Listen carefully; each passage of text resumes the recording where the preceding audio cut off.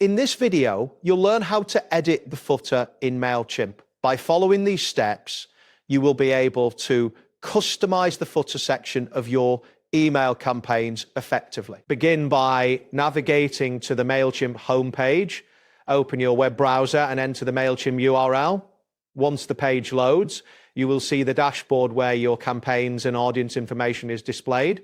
This is the starting point for editing your footer. Next, locate and click on the Create button, which can typically be found in the upper right corner of the dashboard. After you click this button, a drop-down menu will appear. From this menu, select the option that suits your needs, such as email or campaign. After that, find and click on the Replicate option to create a copy of an existing campaign. This will allow you to edit the footer without starting from scratch. Once you select Replicate, we will be redirected to the campaign setup page where you can customize various elements. Once this appears, look for the Edit Design button.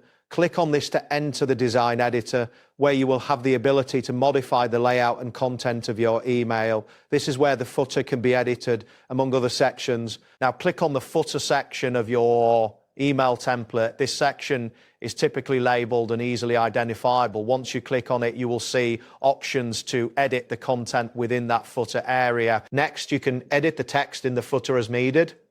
This includes changing any existing text, adding new information, or updating links.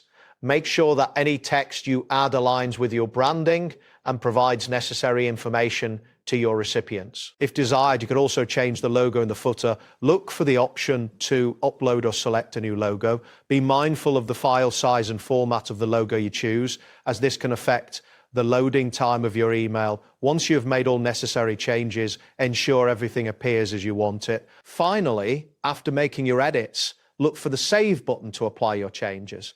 It is essential to confirm that your edits are saved before exiting the design editor. You may see a loading indicator or a confirmation message indicating that the save was successful. That wraps up today's guide. Thanks for watching, and catch you in the next tutorial.